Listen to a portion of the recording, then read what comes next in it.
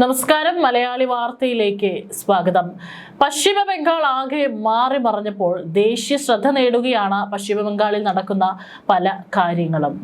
ഏതായാലും പശ്ചിമ ബംഗാളിൽ ഇപ്പോൾ അവിടേക്ക് നുഴഞ്ഞു കയറുന്ന ബംഗ്ലാദേശികളെ അടക്കം വലിയ തോതിൽ പാർപ്പിക്കാനായിട്ടുള്ള തടങ്കലും മറ്റും തയ്യാറാക്കിയിട്ടുണ്ട് എന്നുള്ള റിപ്പോർട്ടുകളൊക്കെ തന്നെ പുറത്തു വരുന്നുണ്ടായിരുന്നു. കഴിഞ്ഞ ദിവസം പശ്ചിമ ബംഗാളിലെ നോർത്ത് 24 പർഗാനസ് ജില്ലയിൽ തൃണമൂൽ കോൺഗ്രസ് നേതാവ് സുജിത് സാഹയുടെ ഉടമസ്ഥതയിലുള്ള പുരയിടത്തിൽ നിന്ന് വൻ ആയുധ ശേഖരം പോലീസ് കണ്ടെടുത്തു. കറുത്ത പ്ലാസ്റ്റിക് കവറുകളിൽ മണ്ണിൽ കുഴിച്ചിട്ട നിലയിലായിരുന്നു ആയുധങ്ങൾ. 3 ഡബിൾ ബാരൽ തോക്കുകളും നിരവധി വെടിയുണ്ടകളുമാണ് റെയ്ഡിൽ പിടിച്ചെടുത്തത്. അക്രമ സംഭവങ്ങളുമായി ബന്ധപ്പെട്ട് നിലവിൽ പോലീസ് കസ്റ്റഡിയിലുള്ള സുജിത് സാഹയെയും സഹോദരൻ അജിത് സാഹയെയും സംഭവ സ്ഥലത്ത് നേരിട്ടെത്തിച്ചാണ് പോലീസ് തെളിവെടുപ്പ് നടത്തിയത്. ചോദ്യം ചെയ്യലിൽ പ്രതികൾ നൽകിയ രഹസ്യ വിവരത്തിന്റെ അടിസ്ഥാനത്തിലായിരുന്നു ഈ നിർണായക പരിശോധന. പിടിച്ചെടുത്ത മാരകായുധങ്ങൾ മുമ്പ് ഏതെങ്കിലും ക്രിമിനൽ പ്രവർത്തനങ്ങൾക്ക് ഉപയോഗിച്ചിട്ടുണ്ടോ എന്നും ഇവ എവിടെ നിന്നാണ് എത്തിച്ചതെന്നും കണ്ടെത്താൻ പോലീസ് അന്വേഷണം ആരംഭിച്ചിട്ടുണ്ട്. തുടർന്ന് വ്യാഴാഴ്ച ബരാസന്ത് ജില്ലാ സെഷൻസ് കോടതിയിൽ ഹാജരാക്കിയ സഹോദരന്മാരെ കൂടുതൽ ചോദ്യം ചെയ്യലിനായി കോടതി പോലീസ് കസ്റ്റഡിയിൽ വിടുകയായിരുന്നു. കഴിഞ്ഞ ബുധനാഴ്ച രാത്രിയാണ് പണം തട്ടൽ, ഭീഷണിപ്പെടുത്തൽ, 2021 നിയമസഭാ തെരഞ്ഞെടുപ്പിന് ശേഷമുണ്ടായ അക്രമ സംഭവങ്ങൾ എന്നിവയുമായി ബന്ധപ്പെട്ട് ഇരുവർക്കുമെതിരെ പോലീസ് നടപടിയെടുത്തത്. ഇവരുടെ പക്കൽ നിന്ന് നേരത്തെ നടത്തിയ തെരച്ചിലിൽ 27 ലക്ഷം രൂപയും മറ്റ് ആയുധങ്ങളും വിദേശ മദ്യക്കുപ്പികളും പോലീസ് കണ്ടുകെട്ടിയിരുന്നു. ഇതിന്റെ ഭാഗമായി ജൂൺ 2 പാർട്ടി അധ്യക്ഷ മമതാ ബാനർജിയുടെ നേരിട്ടുള്ള നേതൃത്വത്തിൽ ധർണ സംഘടിപ്പിക്കാൻ TMC തീരുമാനിച്ചിരിക്കുകയാണ്. എന്നാൽ കൊൽക്കത്തയിൽ നടത്താൻ നിശ്ചയിച്ചിരുന്ന ഈ രാഷ്ട്രീയ ധർണയ്ക്ക് പോലീസ് ഇതുവരെ ഔദ്യോഗികമായി അനുമതി നൽകിയിട്ടില്ല. കഴിഞ്ഞ ഈ മമതാ സർക്കാരിന്റെ കാലത്തൊക്കെ തന്നെ വലിയ തോതിലുള്ള അക്രമമായിരുന്നു TMCയുടെ നേതൃത്വത്തിൽ അവിടെ അഴിച്ചുവിട്ടിരുന്നത്. ഏതായാലും ഇപ്പോഴും പരിശോധനകൾ തുടർന്നുകൊണ്ടിരിക്കുകയാണ്. അതിർത്തി മേഖലകളിലൊക്കെ തന്നെ കൃത്യമായിട്ടുള്ള നിരീക്ഷണമാണ് സുവേന്ദു അധികാരിയുടെ നേതൃത്വത്തിലുള്ള സർക്കാർ ഏർപ്പെടുത്തിയിട്ടുള്ളത്. ഇനി ഒരു തരത്തിലുള്ള നുഴഞ്ഞുകയറ്റവും സംസ്ഥാനത്ത് അനുവദിക്കില്ല എന്നുള്ള കർശന താക്കീത് തന്നെയാണ് ആഭ്യന്തര മന്ത്രിയായിട്ടുള്ള അമിത്ഷായും നൽകിയിട്ടുള്ളത്. അതിന്റെ ഭാഗമായി തന്നെയുള്ള വളരെ സുരക്ഷിതമായിട്ടുള്ള നീക്കങ്ങളാണ് പശ്ചിമ ബംഗാൾ അതിർത്തി മേഖലകളിലൊക്കെ തന്നെ നടത്തുന്നത്.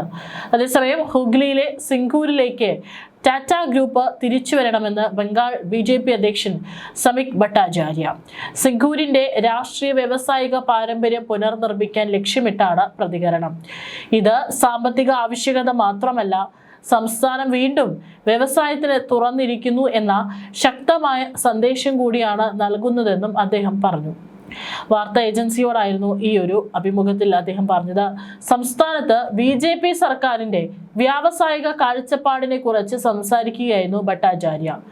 2 പതിറ്റാണ്ട് മുമ്പ് നാനോ കാർ പ്ലാന്റ് സംസ്ഥാനത്ത് നിന്ന് പുറത്തേക്ക് കൊണ്ടുപോകേണ്ടി വന്നതുമൂലം നിക്ഷേപകർക്ക് നൽകിയ തെറ്റായ സന്ദേശം മായ്ക്കാൻ ടാറ്റയുടെ തിരിച്ചുവരവ് സഹായിക്കുമെന്നും അദ്ദേഹം വ്യക്തമാക്കി.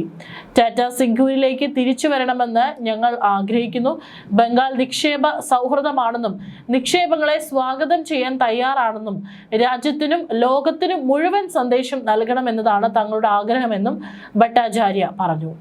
ഇന്ത്യയുടെ വ്യാവസായിക ശക്തി കേന്ദ്രമായിരുന്നെങ്കിലും പതിറ്റാണ്ടുകളായി പിന്നോട്ടു പോയ സംസ്ഥാനത്ത് വ്യവസായവൽക്കരണത്തിന് നട്ടെല്ലായി മാറുന്ന പുതിയ ഭൂനയത്തിന് പുതിയ BJP സർക്കാർ രൂപം നൽകുന്നതിനിടെയാണ് ഈ പരാമർശമെന്ന് PTI റിപ്പോർട്ട് ചെയ്യുന്നു. 2008 മമതാ ബാനർജി നയിച്ച ഭൂമി ഏറ്റെടുക്കൽ വിരുദ്ധ പ്രക്ഷോഭത്തെ തുടർന്ന് നാനോ പദ്ധതി സിംഗൂരിൽ നിന്ന് പിൻവാങ്ങിയത് ഓർമ്മിപ്പിച്ച ഭട്ടാചാര്യ ടാറ്റ മോട്ടോഴ്സ് പ്ലാന്റ് പൊളിച്ചു മാറ്റിയ ദൃശ്യം വ്യവസായത്തിന് ബംഗാൾ എതിരാണെന്ന പ്രതിച്ഛായ സൃഷ്ടിച്ചുവെന്നും പറഞ്ഞു.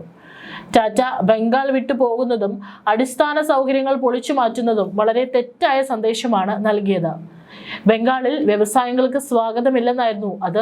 പിന്നീട് കട്ട്മണി സംസ്കാരം, സിൻഡിക്കേറ്റ് രാജ്, സ്ഥാപനവൽക്കരിച്ച അഴിമതി എന്നിവ സ്ഥിതി കൂടുതൽ വഷളാക്കി. ആ ധാരണ തിരുത്താനാണ് തങ്ങൾ ആഗ്രഹിക്കുന്നതെന്നും അദ്ദേഹം പറഞ്ഞു. സിംഗൂരിലേക്കുള്ള ടാറ്റയുടെ തിരിച്ചുവരവ് മുൻ ഭരണകൂടത്തിന്റെ തെറ്റുകൾക്കുള്ള പ്രായശ്ചിത്തമാകുമോ എന്ന ചോദ്യത്തിന് ടാറ്റ മോട്ടോഴ്സിന്റെ വിടവാങ്ങൽ സംസ്ഥാന നിക്ഷേപ അന്തരീക്ഷത്തിന് ശാശ്വത നഷ്ടമുണ്ടാക്കിയെന്ന മറുപടിയാണ് ഭട്ടാചാര്യ നൽകിയത്. ടാറ്റ സിംഗൂരിലേക്കോ ബംഗാളിലേക്കോ ഏത് രൂപത്തിലും തിരിച്ചു വരണമെന്ന് ഞങ്ങൾ ആഗ്രഹിക്കുന്നു. ഓട്ടോമൊബൈൽ ആയാലും മറ്റേത് മേഖലയായാലും അവർ നമ്മുടെ രാജ്യത്തെ ഏറ്റവും പഴക്കമേറിയതും ബഹുമാനിക്കപ്പെടുന്നതും വിശ്വസ്തവുമായ ഗ്രൂപ്പുകളിൽ ഒന്നാണ് എന്ന് അദ്ദേഹം കൂട്ടിച്ചേർത്തു. ഏതായാലും പുത്തൻ മാറ്റങ്ങൾക്കാണ് ബംഗാൾ ഇപ്പോൾ സാക്ഷ്യം വഹിച്ചുകൊണ്ടിരിക്കുന്നത്. സുവേന്ദു അധികാരിയുടെ നേതൃത്വത്തിൽ അവിടെയുള്ള ജനങ്ങൾക്ക് സുരക്ഷയും ഒപ്പം വികസനത്തിന്റെ വൻ കുതിപ്പാണ് ഇനിയുള്ള 5 വർഷക്കാലം അദ്ദേഹം ലക്ഷ്യമിടുന്നത്.